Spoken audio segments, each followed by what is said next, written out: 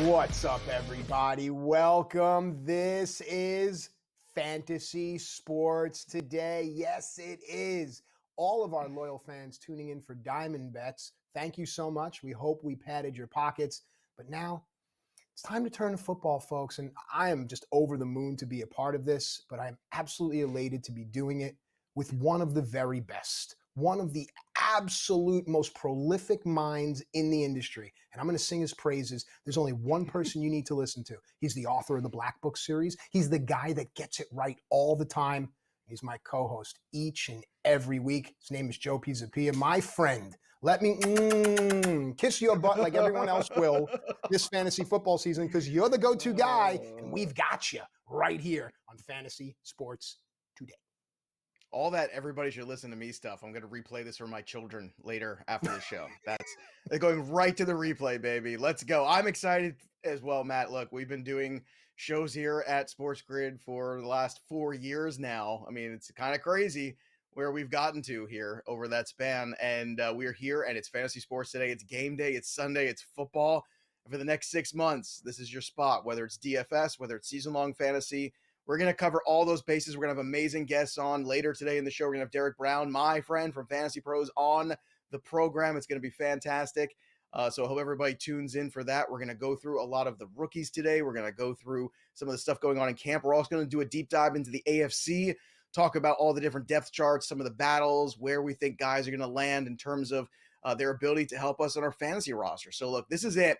Preparation starts now. I don't care if your draft is tonight.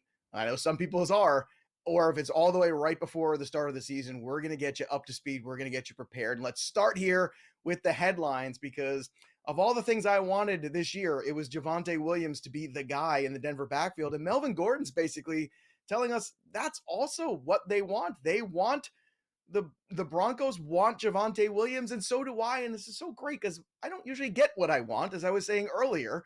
And here you go. There's an opportunity here for Javonte Williams to absolutely skyrocket. We'll talk more about that later on the show.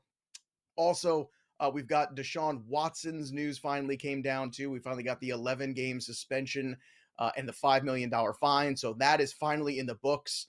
We can talk all day about the right and wrong, or mostly just the wrong of this entire situation. But the show's not long enough. So all we're going to do is talk about the fantasy implications of it, what it's going to do to the Browns offense, which is going to pull it back, because now you're going to get Jacoby Brissett for 11 games, and it's going to be a very run-heavy attack. Now, that's good for Kareem Hunt. It's good for Nick Chubb. It's not great for Amari Cooper. I'm not saying you can't draft him anymore, but certainly 11 games is significant. And now, even in Superflex leagues, Deshaun Watson kind of becomes unrosterable. I mean, you could have him on there and try to wait 11 weeks, but I think that's just insane. It might be somebody try to target in terms of maybe a waiver wire addition. Cam Akers did have an injury, but they're not very concerned. We'll keep an eye on that. A lot of the Rams are banged up. Might be tougher than we realize for the Rams to repeat, Matt. And then, of course, Zach Wilson is going to be at least about a month away from the surgery that he just had on the meniscus in his knee. Now, the good news is you're getting a lot of buzz out of camp about Joe Flacco, some young man who's just come here to the NFL that we have never heard of. But Joe Flacco, I don't know if we can get excited about the Jets offense with Zach Wilson or Joe Flacco. But Matt, of all these stories, I think we got to start with Javonte Williams, because to me, he seems like that guy in Denver that has, even if he was to get, let's say, a 60-40 percentage of the workload, as we welcome in our radio audience here to Fantasy Sports Today. This is Sports Grid. This is Fantasy Game Day. This is where championships are built. Matt Stryker, Joe Pisapia, and we're talking right now about that Denver Bronco running back situation. Last year, it was 50-50. This year feels like at least 60-40. I think Javonte Williams can be that dude. And at the end of the day, even with a 60% of the workload, or maybe even more, could potentially get into that conversation of top 5 running back. I think that guy's that good. Matt, which one of these headlines to you really stood out in terms of maybe, piquing your interest, popping your eyes as you saw things coming in over the waiver this week? So boom, right out of the gate, here we are coming up against the end of our first segment, and you've already given out names that I think the casual fan should write down. However you're watching or listening to this show, have something next to you where you can jot down a few of these things. I promise you it becomes very valuable draft time. It becomes very valuable during the season. Keep these papers and write down what Joe's talking about. It's the Javonte Williams story, really, because I think last season a lot of people got caught up in the muck and the mire of hoping that he would be the guy. And quite often we see it with fantasy football. People are usually a season too late, and then they're off of a guy, and then that's the season where the guy breaks out, and they said, oh, I was on him 2 seasons ago. I think Williams could be that guy. And then you mentioned how the Rams are banged up. Look, football is not easy, okay? We know that. I'm a former professional wrestler and a semi-pro hockey player, and I'm telling you, football is not easy. So I wouldn't worry too much. I think you draft as you will or as you would with that team, but just realize that because of recency bias, everyone's going to run out and try to press buttons on the Rams. So just be careful there. Monitor the situation, like Joe says. And last but not least, from one Joe to another, Joe Flacco is going to bring a presence to that football team that I think people are going to overlook and underestimate. A calming influence. Daddy's in the house, if you will. And I think that might benefit the Jets and also benefit some of their running game potential players as well. Just remember, at SportsGrid and at SportsGrid TV are our social media handles, so you can get stuff from Joe and I all the time, as well as all the other hosts on the network.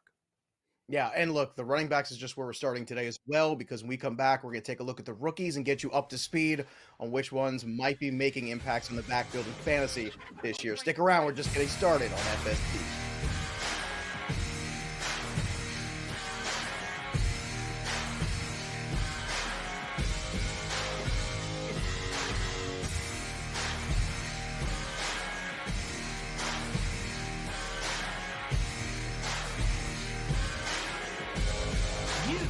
Might be the next daily fantasy millionaire. No matter what you watch or where you play, learn from the world's best DFS players. Lineup building tools, expert projections, and advanced stats change the way you play the game. Dominate the competition. DailyRoto.com, the player's choice. If you want to pick like a pro, you need to be in the know. The future of sports gaming is now, and we take you inside the lines, breaking down all the action and what it means for your bet slip. Turn down the game and tune into Sports Grid Radio. Other networks talk sports talk, but we walk the walk, right up to the window. Sports Grid Radio. Listen free on the Sports Grid Radio app, iHeart or TuneIn, or catch us on SiriusXM Sports Grid Channel 159.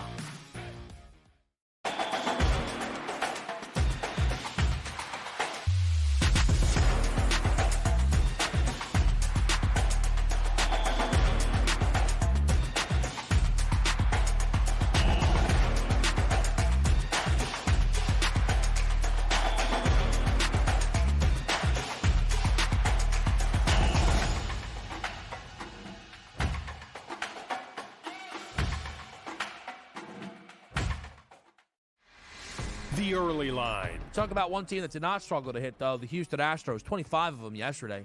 21 runs scored against the Chicago White Sox. Just lit this team up. And 3 guys actually went 4 of 6 yesterday. 2 other guys had 3 knocks, which was Gurriel and also McCormick.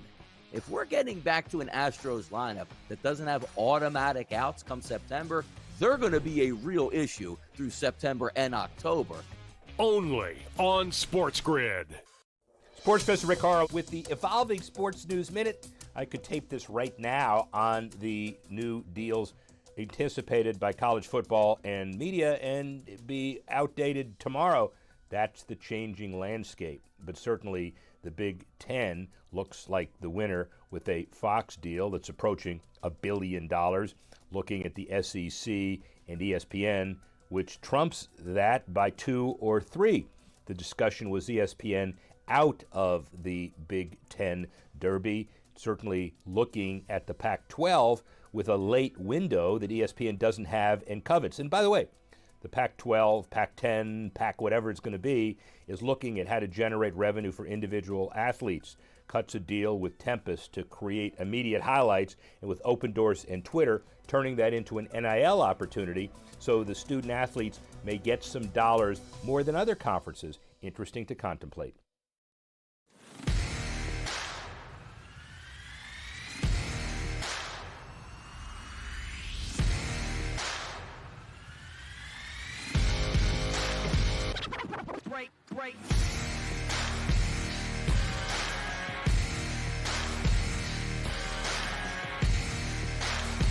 All right, welcome back in. Look at the social media is going off. People are phoning a friend and then they tell a friend and then they tell a friend and they tell a friend that FST is on the air. Matt Stryker and Joe Pisapia with you here for the foreseeable future. God willing, we live and be well. But what really matters more than that is how to tackle rookies in fantasy football. So, Joe, I really want to crack open that big, beautiful bald head of yours and dive in because we have some rookies. And we have some rookie running backs. So I think this is a double-edged sword because everyone has a draft strategy. And we'll talk about this more as the shows go on. Some people, running back heavy, got to have a running back. Other people, something I'll take a running back later, wide receivers maybe. Rookie running backs is a very important category. So I'm going to turn you loose. What do you like, man? Well, first of all, whenever, a professional wrestler and a semi-professional hockey player says he's going to break your head open, I think it gives you pause, especially this early in the morning. I know you did. Baby. I hear you. But look, when it comes to running backs, it's a young man's position. It's a young man's game, and they get churned and burned in the NFL. And you've seen the NFL in recent years move away from the running back position in terms of draft capital, right? You've seen guys who would typically, I think Saquon Barkley is probably the last one of that ilk where you go, okay, this guy's going to be a number one potential overall pick, somebody at the really top position. You don't see that anymore. Best running back will go sometime, maybe in the late first round, mid first round. And then, of course, eventually you'll get most of those other running backs going anywhere from the second all the way to the sixth round. And sometimes that's more difficult now for everybody else to kind of parse that out and figure out, well, how important are these running backs going to be in fantasy? Because they only used a third round pick on this guy. Well, you can't think like that anymore because that third round pick is the equivalent of an old second round pick in running back value. So you have to reprogram your brain for the first moment anyway. And you have to understand that a lot of these running back by committee situations you have, and a lot of these rookie running backs might get more action than you realize. And of course, Breece Hall was the first one selected by the New York Jets this year in the draft. And look, at Iowa State, he was called upon early and often. That's the identity of the Iowa State offense. They are going to run the football. And Breece Hall shows you he's a 3-down back. Now, Michael Carter got his opportunity last year, but Michael Carter really didn't fit that bill at the NFL level, in my opinion. So Breece Hall has this opportunity. Now, Michael Carter's kind of fallen back, by the wayside a little bit here in fantasy drafts, as he should. Some people say, well, he's still really good handcuff. I wouldn't waste my time with that necessarily. I think there's other value on the board you'd rather have with far more upside. The Jets did make some improvements to the offensive line, which was very important. The big question to me continues to be the quarterback play. And, although a lot of people were looking for Zach Wilson to make big strides in the second season, for me, Zach Wilson still had a lot of development to go. You did not see anything last year at the pro level that made me think personally that he was going to be a really good NFL quarterback right away. And I never had him on my board when he was being drafted as the number 2 quarterback on the board. He wasn't even close. He was 5th. You could even argue 6th, really, in my opinion. Now, Breece Hall, this guy's got an opportunity here with Joe Flacco, I think, even if he gets off to a good start here, to kind of at least solidify himself in that role. I wouldn't panic if you see a little bit of Michael Carter here and there in the beginning, just because you want to make sure you can pace this guy through an entire 17-game season. That's the only thing with Breece Hall and the rookies is pacing these guys. Najee Harris last year was incredible. And then if you remember, somewhere around week 12, 13, he started to hit a little bit of a wall and people were asking, and this is one of those things with rookie running backs you have to keep in mind. It's a longer season. The NFL is a different game. You're getting hit by different kinds of men, okay, than you were in college. So Breece Hall is one of these dudes that I think is going to return his draft capital. He's in a really good position right now to do that. And I think he's somebody you want to invest in, Matt. So Breece Hall is somebody I want to invest in right now in terms of running backs. He's going at appropriate value. He's going at RB20, which I think is perfect in half PPR on Fantasy Pros. If you draft him there as a number 2 running back on your team, I think you're going to get a decent return on investment. You're going to be limited sometimes probably in the scoring opportunities, and that at the end of the day is probably going to keep him out of that RB1 conversation. But can he finish as a high end too? Yeah, I think he could push somewhere on the top 15. Pushing the top 12 is going to be tough in that Jets offense.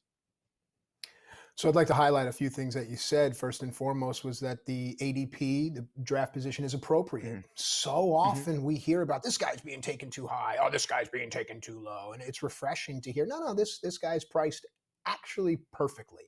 The second thing that I'd like to highlight, and you mentioned it, the bolstering of the offensive line, I think that behooves Wilson, but it also behooves Flacco, who won't be as mobile there. And also, if Flacco can have that settled down approach and Hall can establish himself, like you said, and then, yeah, Salah will want to give different looks. Every good coach should.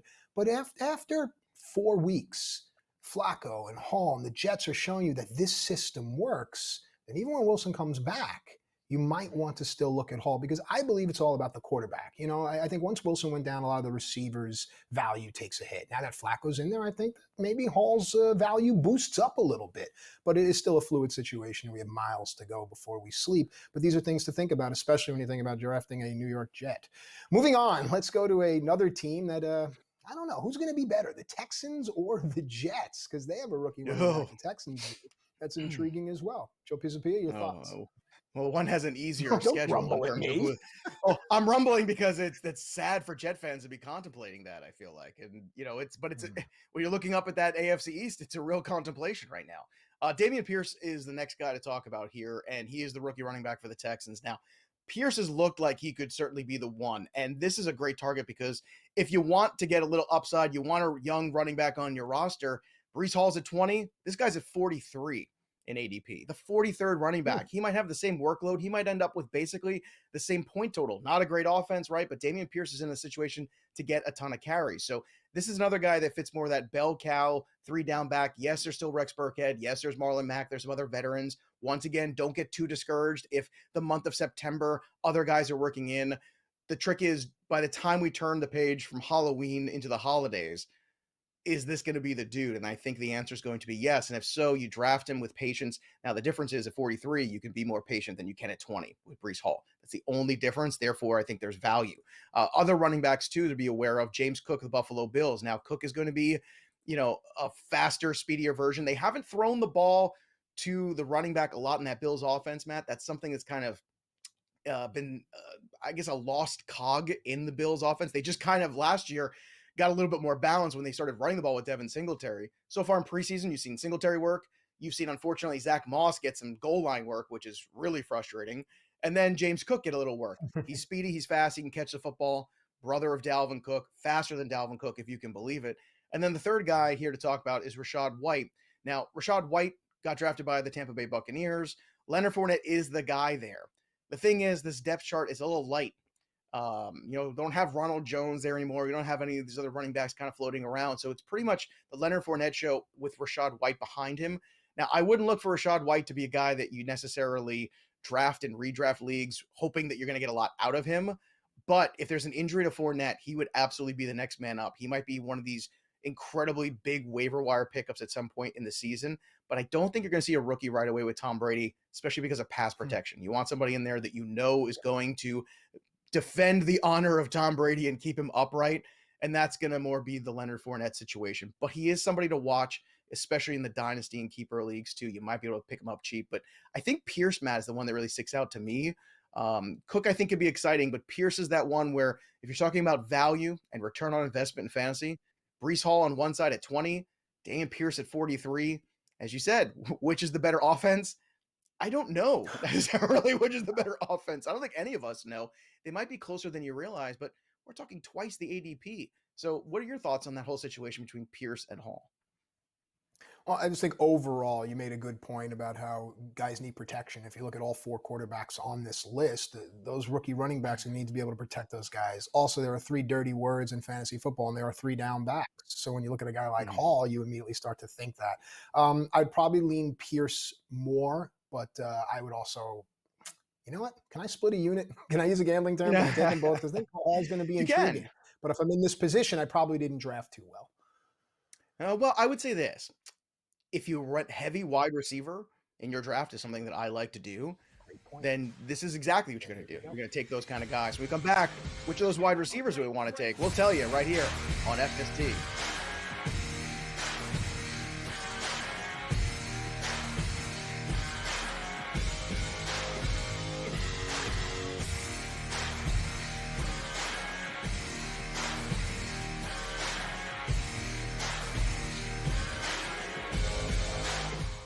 Pro Football Doc has found its new home right here with Sports Injury Central. And with that comes our expansion into other sports. Sports Injury Central will give you nonstop exclusive injury analysis from experienced team doctors from all 3 major sports.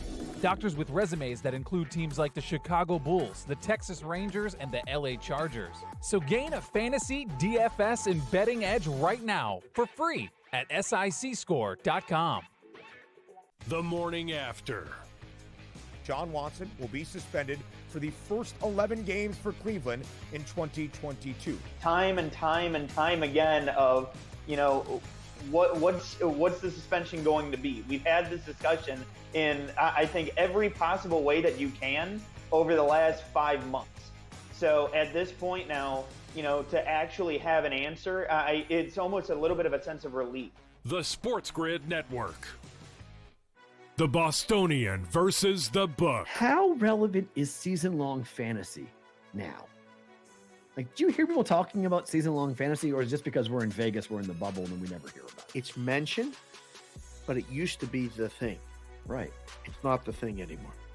And for you guys that are in fantasy and stuff, it's just a reality. Again, it's not personal. It's not as important as it was. I loved it. The Bostonian versus the Book. Fantasy sports today. But very clearly, they have 2 running backs that can catch the ball. Let's start off with where you are on Jones. Yeah, I would rather have Jones because I think he's going to play a little bit more and be more of the run guy, and he's going to catch passes. Once again, I always assume you're playing in a PPR league. If you're playing in a standard league, then I might change my mind a little bit. But most leagues are PPR. So I assume that. And Jones is going to catch a lot of balls here. What you said is true. Only on Sports Grid. Your heart's racing. The clock's running out. It all comes down to this. We're talking pregame. Pregame. Get locked in with Game Time Decisions. Your hosts, Gabe Morency and Cam Stewart, will get you ready for game time. Everything you need to know before a game goes off the board, with the best slips to back it up. Make your best bet with live odds updates, late breaking news, up-to-the-minute injury reports, and real-time analytics from inside the sports books.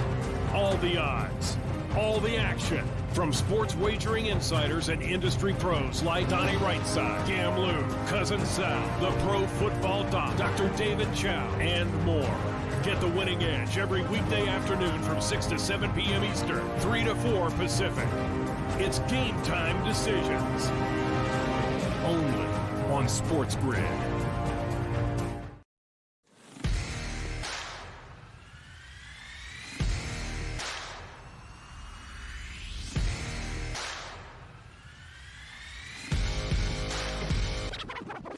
Break.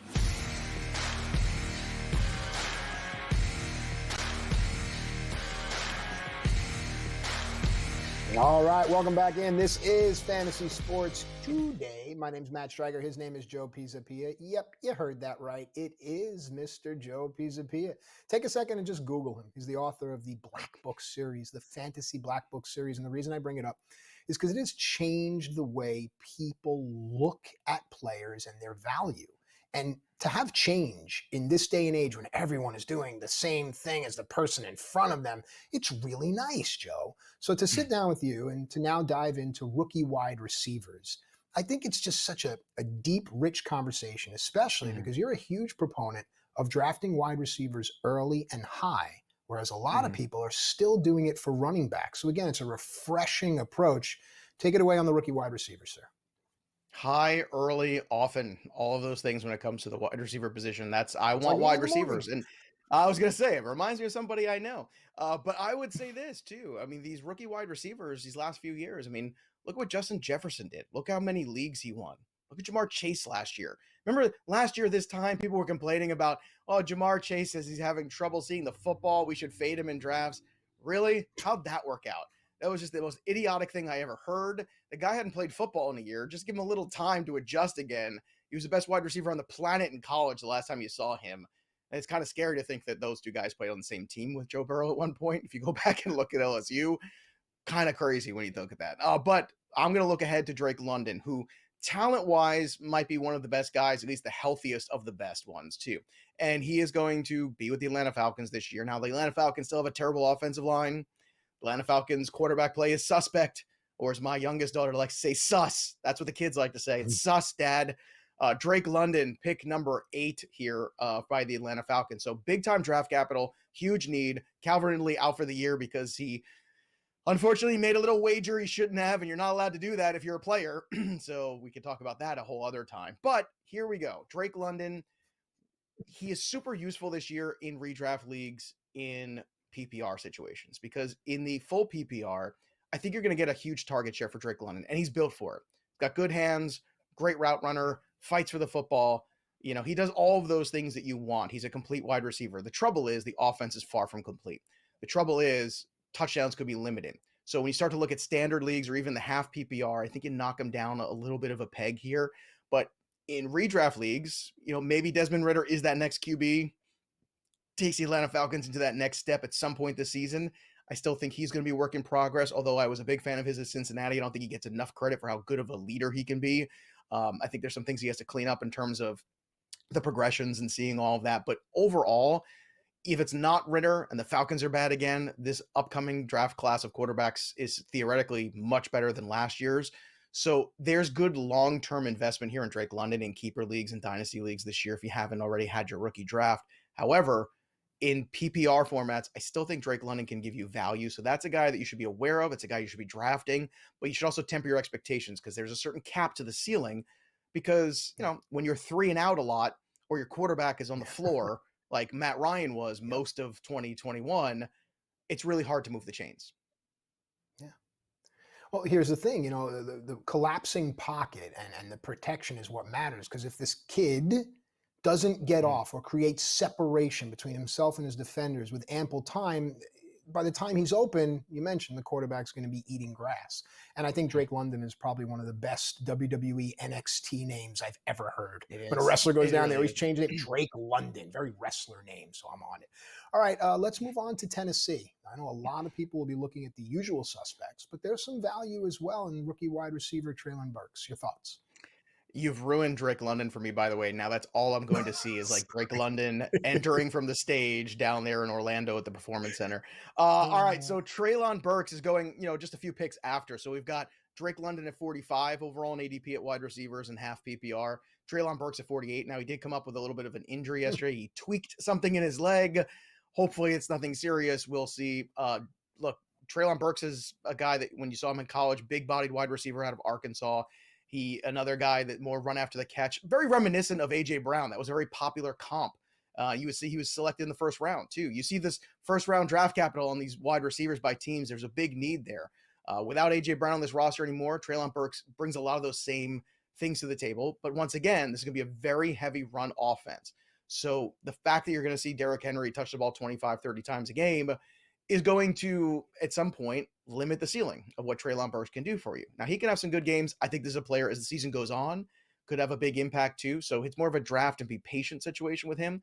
But at the same time, all the other, you know, it's Robert Woods and it's him. So he's going to get some work early on. In the deeper leagues, I think Treylon Burks can still have some useful contests these first 6 weeks of the season, barring any sort of health issues. But this is, like I said, a very reminiscent player of A.J. Brown in the same offense. So he's going to have to be economical. He's going to have to be very efficient, which is something that we all say, A.J. Brown's so efficient, didn't get a lot of targets, but my goodness, did he make the most of them. But now he's in Philadelphia, which we'll talk about a little later. All those guys that have moved around. Chris Olave has moved into the wide receiver starting situation for the New Orleans Saints. Now they signed Jarvis Landry this offseason, the Saints did.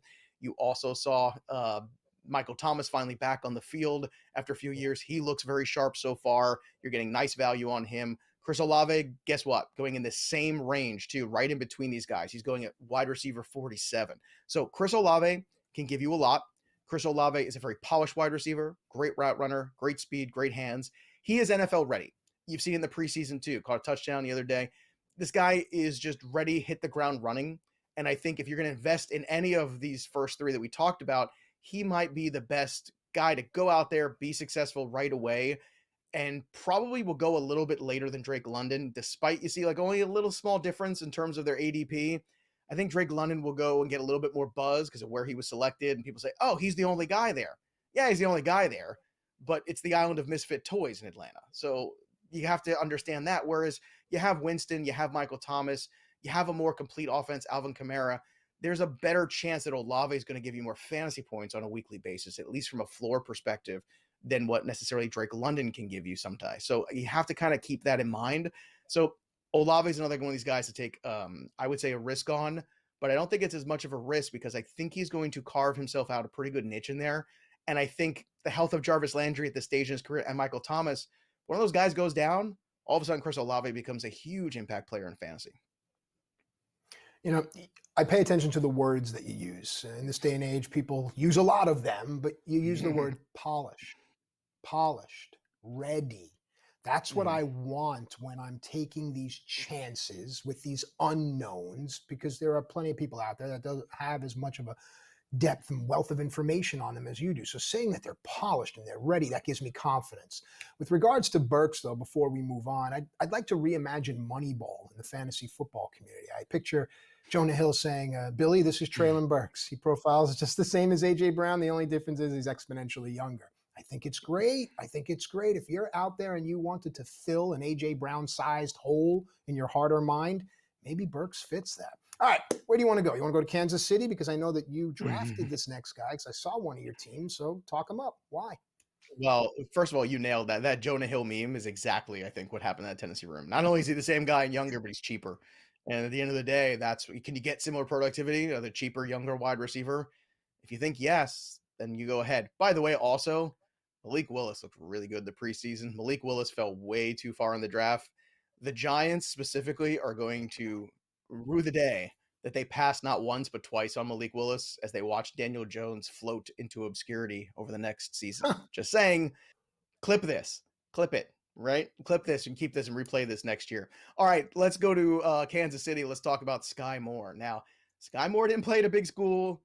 Skye Moore was still selected number 54 overall. He was one of my favorite wide receivers. And I got to tell you, as a person who watched a lot of college football last year, I didn't watch a lot of Skye Moore. I did not see a lot of Skye Moore games and moments. It was the combine that really opened my eyes. And I said, okay, wow, this guy looks so clean at the combine. You talk about route running, you talk about balance, you talk about hands, all these things, everything was just like, who is this kid? And of course, he's got the great name. It sounds like a star. Put that aside. It's the talent that was really engaging to me, which made me go watch all the highlights and all the tape on Skye Moore. And I think they got themselves a gem here. And what's interesting about Kansas City is it's kind of wide open. This might end up being one of those super frustrating situations like Drew Brees back in the day, where it was Devery Henderson one day, and then it was Lance Moore, and then it was Marquez Colston, and all these different guys, different weeks, and you just wanted to pull your hair out. Obviously a Drew Brees roster for many, many years. But look, man, it might be very frustrating. I think there's an opportunity here for this kid to really he has been the talk of camp there, him and Isaiah Pacheco, both of those guys, the young Rutgers running back. They need more speed. They need more explosiveness. Skye Moore can do many, many things. He's very versatile. Juju Smith-Schuster's there. Okay. He's been a guy that's had a lot of injury issues. He's dealing with another injury issue now. He's never been a guy that's succeeded on his own as the alpha wide receiver, even though he's been given opportunities. So I'm not saying Juju can't be successful. I'm saying it's lazy fantasy analysis to say, oh, Juju's here now. Juju is the number one just because Juju had a really good season a few years ago with Antonio Brown on the team still in Pittsburgh. That to me is terrible. Mahomes is a special quarterback. MVS is still going to be the same guy. Run some deep routes, drop some balls. Like he'll make a couple plays. He'll make you crazy at the same time. There's an opportunity at some point in the season for Skye Moore to grow into a star. And the other guy too, Matt, for me, that's a star in the waiting is Jameson Williams. To me, he was the best wide receiver talent going into the draft. If Jameson Williams was healthy, he would have been the first guy off the board. He goes to the Lions. This is a second half guy to keep an eye on. This is one that can win you a league if he does play in those last 8 games. You could see Jameson Williams being somebody, especially in the deeper formats, if you have the patience and you're good enough to make a roster that's got around it, that's another dude to keep an eye on because the last 8 games, just as important as the first, you make the playoffs. So we'll be right back with some new places, with some new faces.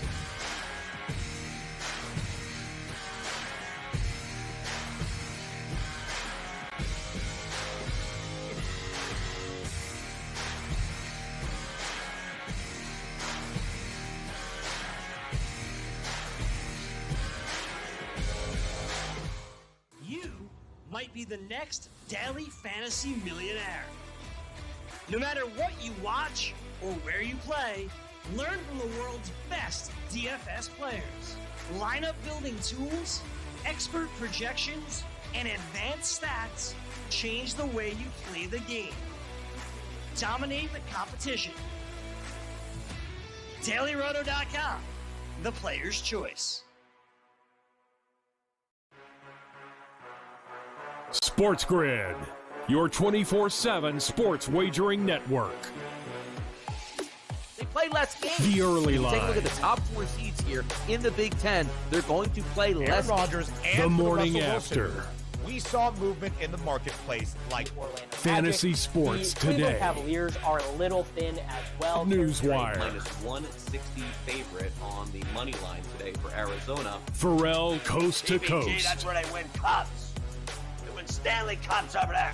Give me the Game Penguins. time decisions. kind of bizarre when you consider like so everybody is out for the Warriors. In-game live I all like access. Vandy. I like Vandy against Bama. I think Vandy can win the game, take a 4.5. In-game live, prime time. The PGA champion. In-game live, overtime. All done before the final bet. Get the winning edge. Only on Sports Grid. Pharrell Coast to Coast. Judge has the stones to go play for the Mets and think that he's going to have any kind of a smooth transition over to Queens and that he's going to be able to just roll around New York and everyone's just going to laugh it off. If he's leaving the Yankees, which I don't believe for 1 minute he is, because they're going to give him $400 million. If he leaves, I think he'll go as far away as possible. I don't believe he'll even be in the American League. The Sports Grid Network. The early lines. Tom Brady essentially going to be with his family. A first for the 45-year-old quarterback to miss training camp at this point in the calendar to go spend time at home. What are you kidding me? We've been talking about this for months here. We just didn't let you guys in on it. Everything's perfect. Look, Tom's going to take a vacation like so many other players do during training camp, which nobody ever does that. Only on Sports Grid.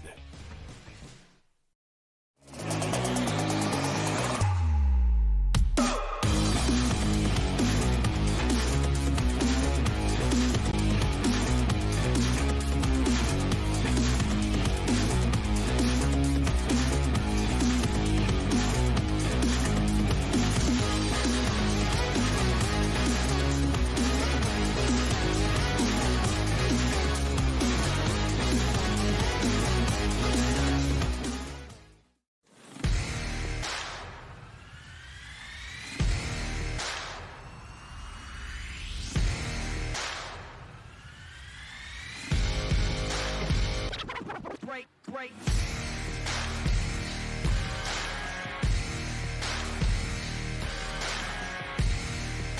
All right, welcome back to FST Fantasy Sports Today, where the conversations off the air are almost just as good as the ones we have on the air. Matt Stryker and Joe Pisapia with you here, talking everything you need to know for fantasy football. It is now time, and Joe is the man. He's the only person you need to listen to. We talked about rookie running backs. We talked about rookie wide receivers. Go check us out. Check us out at SportsGrid, at SportsGrid TV. You want to keep us in your pocket because news breaks all the time.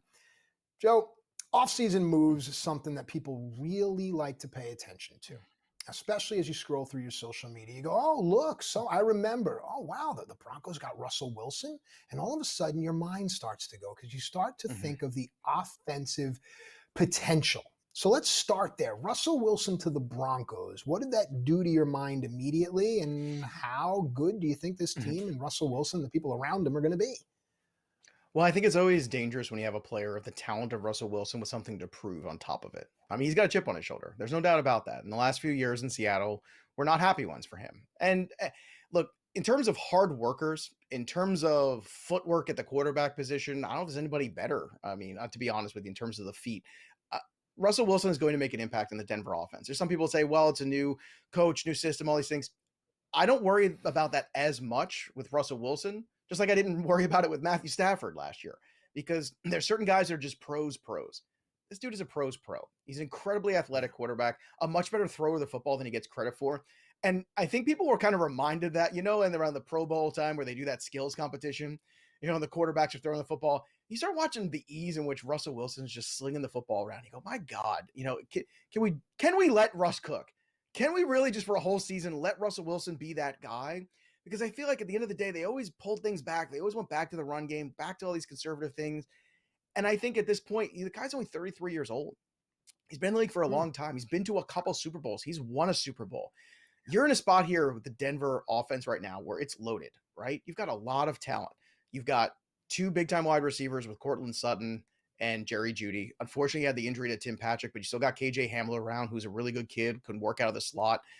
You've got Alberto at the tight end position too, who I think is somebody that we're going to talk about a lot this year as a sleeper tight end. If you're going to wait on the tight end position, he's one of those guys that I would draft late. But Russell Wilson makes this offense collectively better, and it impacts the running back situation too. So people who are saying, oh no, they're going to throw the ball more, I don't want Javonte Williams. No. Javonte Williams is going to have a lot more scoring opportunities because Russell Wilson can move the chains, because this offense is going to be more efficient, proficient. And I think this impact is going to be kind of hit the ground running here with Russell Wilson and the Denver Broncos. If there's a hiccup here and there in the beginning, I wouldn't freak out about it. But I do believe that Russell Wilson at this point in time is ready to make this a playoff team, get rid of that old sensibility that you saw in Denver the last few years where we're just going to grind the clock, run the football into oblivion and play defense, which is fine, but you can't really do that in the AFC West because when you have Patrick Mahomes and Justin Herbert, dropping 400 yards on you, you can't compete. You have to throw the football. You have to find another gear in that offense, which it did not have. Russell Wilson, not only is the gear, he's the clock. You're going to set your time to him. He's going to be the guy that's going to make Cortland Sutton, Jerry Jeudy finally realize all the talent these guys have. And I think Denver and this entire AFC West, which we're going to get into later in the second hour, it's going to be incredibly exciting football in that 4:00 hour for those of us on the East Coast. You see a lot of great matchups, a lot of great games. And I think Russell Wilson's up to this task, and I think it makes him very dangerous. Look, in terms of fantasy, he's still a top 10 quarterback, I would say. Once again, because they are going to be a balanced offense, he is not going to run as much as, say, Lamar Jackson or Jalen Hurts. So it's going to be hard for him to catch up to those guys. But I think if you're just looking for, I want to take a safe quarterback in a single quarterback league that I can believe in, and then maybe at the end I'm going to take a Trevor Lawrence or a Justin Fields too, just so I have a little upside with somebody else who has a little bit more fantasy appeal with their legs. You could do that. But Russell Wilson is a guy, once again, I think if you feel very good about the investment you're making in this player and the impact he's going to have on his respective offense, Matt. Yeah, look, the offense goes through Russell Wilson, plain and simple. People forget, this is an MVP caliber player. And you mentioned only 33 years old. And with regards to saying, oh, they're going to throw more, so now Williams' value decreases. Actually, I push back and say it's the opposite. Having a guy that can throw opens up play action. And that really sets the tone. So now there's a new wrinkle for this team, a new threat. Defenses can't sit all the way up there. They have to sit back because of his arm strength and his ability. And I think it's going to open up some opportunities. Speaking of opportunities, man, Devonte Adams. This guy, if you're drafting wide receivers early, he was always the guy that people went to. Now he puts on the silver and black. Should he still be this guy, Joe? Yes. Yes, he should. And you're getting a discount on him. Let's go. There's nothing I love more than elite talent at a discount. Ooh, Devonte Adams is a Raider. Sign me up. Josh McDaniels is a very clever man. Second chance around as an NFL head coach. That usually portends better than their first time as a head coach. You've seen it in the league for years and years. Devonte Adams is still elite. If you ask players, who's the best wide receiver in the NFL? Most of them will still say Devonte Adams. They don't care about the kids. The kids, Justin Jefferson will probably tell you Devonte Adams is the best wide receiver in the NFL. Now, is he going to have 1,600 yards and 18 touchdowns? No, because there's other guys to throw the ball to, and Aaron Rodgers was hyper-focused quite a bit on Devonte Adams because really there was no one else to throw the ball to very often in Green Bay. So everything went to Adams, but what makes Adams so special is that he can work in double coverage. He can work when the ball's coming to him and everybody knows the ball's coming to him. Also, the Raiders were incredibly inefficient in the red zone last year. So Derek Carr last year threw for 4,800 yards. He only threw for 23 touchdowns. That's absurd. The expected touchdown total off of that number is somewhere in the low to mid 30s, okay? So there's a lot of touchdowns. In fact, I can just pick up 10 touchdowns and drop those 10 touchdowns to Devonte Adams and give you the same season from Derek Carr last year without any progression, without him getting better. Wow. And that's not going to happen. He's going to be even better. So Devonte Adams right now is going at the end of the first round. There's many times he's just sitting there at the turn. And if I'm at the turn, at the 12 spot, at the 10 spot, doesn't matter in a draft, I'm taking Devonte Adams. They had a very good rapport in college. I know it was a long time ago, but these guys put up video game numbers together. Devonte Adams wanted to go. He wanted out of Green Bay. He wanted to go with Derek Carr. He wanted to go play with him. And Derek Carr last year had a much better season than people give him credit for. He led that team to a playoff berth where, if you realize, between the head coaching nonsense, the stuff that happened with the wide receiver going to jail, and so many horrible situations, but Derek Carr held this team together and was a leader. And now you're giving him Devonte Adams with a healthy Darren Waller and Hunter Renfrow out of the slot. Man, there's a lot to like here with Devonte Adams, and I am all in on Devonte Adams this year. I think he can give you 1,300 yards and somewhere around 10 to 12 touchdowns. And if he does that, he's going to be a top 3 wide receiver in fantasy this year. There's just no way around it. He's going to get close to that range. So to me, it's just a silly value. Just like a couple years ago when DeAndre Hopkins left the Texans and went to the Cardinals and people were off of him. Remember what happened there? He had a phenomenal season and finished as wide receiver, I think 3 or 4 that year. So look, learn from your mistakes, people. Don't discount Devonte Adams. Huh.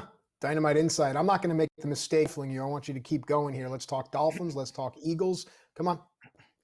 All right. This one's a little more complicated. Tyreek Hill is a little bit more complicated because now they've moved away from Patrick Mahomes and Tua Tagovailoa. This is a downgrade in quarterback play. And it's not me taking shots at Tua. It's just being realistic. This is still a young quarterback trying to figure things out. Tyreek Hill still has playmaking ability, but the deeper stats will tell you last year, Tyreek Hill only finished as a wide receiver 1 half the games he played. And that's not really good enough from the investment standpoint when now you're taking him from one offense and putting him into another and making a downgrade from the Chiefs and Patrick Mahomes to the Dolphins and Tua Tagovailoa. That's a big difference. So I think he can still give you the big time games, but how many are there in this tank? And how many targets is he going to see? Because Jalen Waddle caught over 100 balls last year as a rookie. Jalen Waddle fits the Tua Tagovailoa skill set better than Tyreek Hill. Tua does not throw the deep ball that Patrick Mahomes throws. Okay. He just doesn't. It does not exist. So where Tyreek Hill's success rate is beating corners one-on-one, beating the safety help over the top and getting open. That's all fine and dandy. But if you can't get him the football in those situations, it's all a moot point. So to me, Tyreek Hill comes with a lot more risk. He is still a wide receiver that's going as Tyreek Hill of old. He's still being drafted at number 8 overall. But I got to tell you, Matt, in PPR formats, I would not be surprised if Jalen Waddle had the same points, if not more, at the end of the year than Tyreek Hill. Because I think on a weekly basis, if you're constructing a roster, Tyreek Hill's floor is low, his ceiling is high, but Jalen Waddle's floor is very high. And I think the ceiling is higher than people realize. So if you ask me every week, which guy do I want to run out there? I'd rather wait around and take Jalen Waddle than make the investment in Tyreek Hill. I'm not saying he's done. I'm not saying he's washed.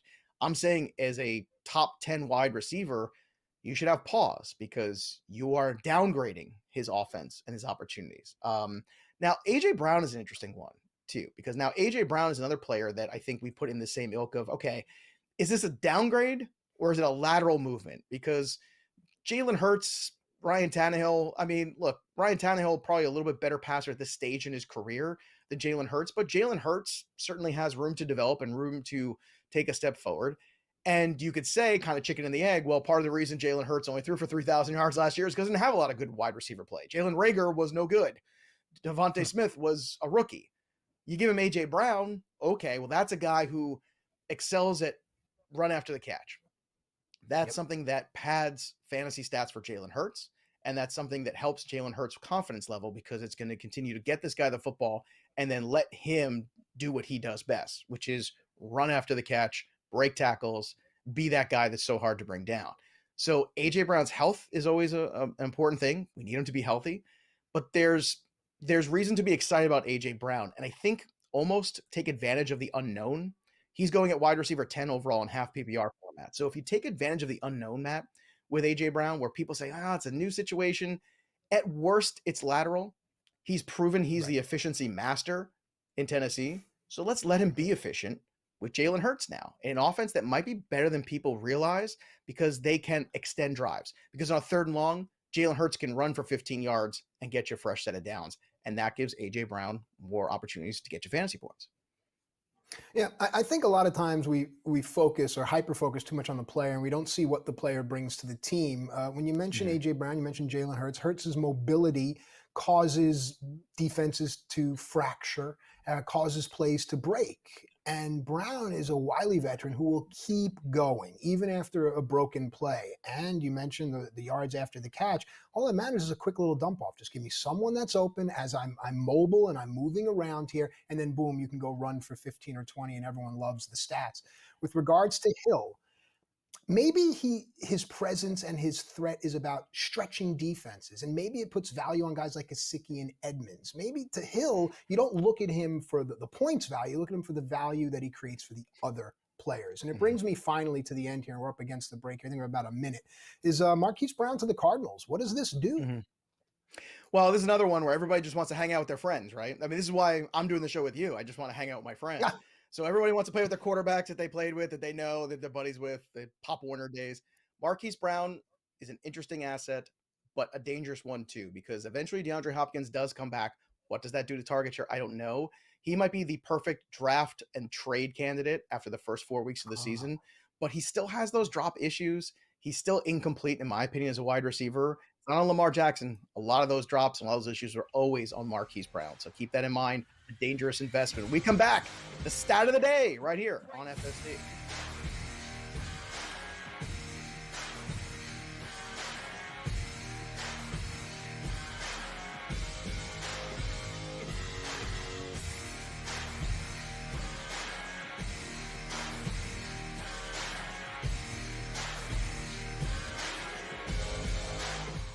Your heart's racing. The clock's running out. It all comes down to this. We're talking pregame. Pregame. Pregame. Get locked in with Game Time Decisions. Your hosts, Gabe Morency and Cam Stewart, will get you ready for game time. Everything you need to know before a game goes off the board, with the bet slips to back it up. Make your best bet with live odds updates, late breaking news, up-to-the-minute injury reports, and real-time analytics from inside the sportsbooks. All the odds, all the action, from sports wagering insiders and industry pros like Donnie Rightside, Cam Lou, Cousin Sal, the Pro Football Doc, Dr. David Chow, and more. Get the winning edge every weekday afternoon from 6 to 7 p.m. Eastern, 3 to 4 Pacific. It's Game Time Decisions. Only on Sports Grid. Pharrell, coast to coast. Game's passing by. Like, it's over. Like, I hate to say it because they'll never admit that there. You'll never hear it. He's got too much power. They are not a good football team. They do not have good quarterbacks. I mean, they might find some success a couple Sundays, but I think they're going to be few and far between. I don't like Seattle at all, and frankly, I don't like the Bears either. I think they're going to stink too. The Sports Grid Network. The morning after. Now back to that schedule, Mac. The final 6 games for the Cleveland Browns when Deshaun Watson is available to return at the quarterback spot. What record do you think the Browns will have entering week number 13? So entering week 13, I have them at either 5-6 or 6-5. I think that's pretty much what our fair expectations are for Jacoby Brissett. The Sports Grid Network. If you want to pick like a pro, you need to be in the know. The future of sports gaming is now, and we take you inside the lines, breaking down all the action and what it means for your bet slip. Turn down the game and tune into Sports Grid Radio. Other networks talk sports talk, but we walk the walk, right up to the window. Sports Grid Radio. Listen free on the Sports Grid Radio app, iHeart, or TuneIn, or catch us on Sirius XM Sports Grid Channel 159. The Bostonian versus the Book. The next 2 Super Bowls for us are going to be ridiculous. Yeah. Like, just ridiculous. So I cannot wait to see what's going to happen in Arizona. Really hope it's not the Patriots. Oh, could you imagine that? No. Mac Jones in the Super Bowl in year 2? Oh, man. Stop talking. The Bostonian versus the Book.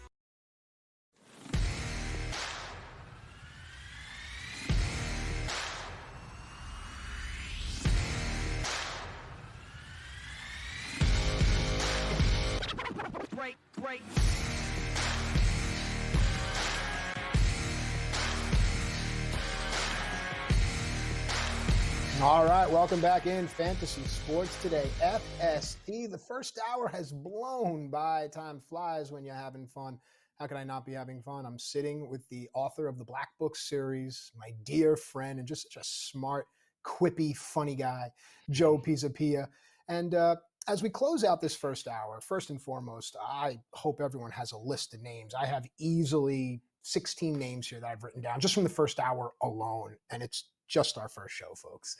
But let's get to the stat of the day, Joe, because you always have some interesting nuggets, and there's some good thought that we can use to move it forward. So what do you got?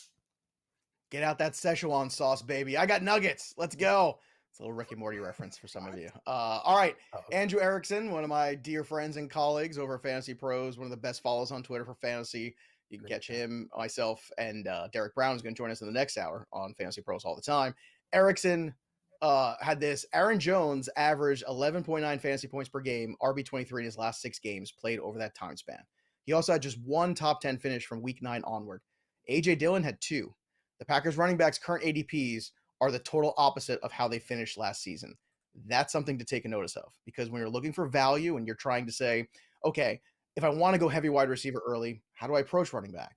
Well, it's with guys like A.J. Dillon, who showed you last year that they can catch the ball in the backfield, that they can do the goal line work, which A.J. Dillon did at the close of last season. Also, think about the opportunity that presents itself in that offense now. No Devonte Adams, no MVS. You got Lazard, you got some rookies, you got some retread guys. Sammy Watkins, light a candle in church and hope that his hamstrings make it to week 1. But at the end of the day, there's opportunity, there's upside, and there's value. The value part is super important when it comes to A.J. Dillon. I'd rather have A.J. Dillon and his ADP than I'd rather have Aaron Jones, and for all the reasons Andrew just pointed out there. So great tweet. Again, he's a great follow. Go check him out. Andrew Erickson _ my buddy, my boy, who also writes in the Fantasy Black Book right there. Ooh, go check that out on Amazon too. Yeah, he does all the wide receiver previews. Not bad. Good stuff there. We'll be back with hour 2, looking ahead to the AFC. We'll break it all down for you right here on Sports Grid.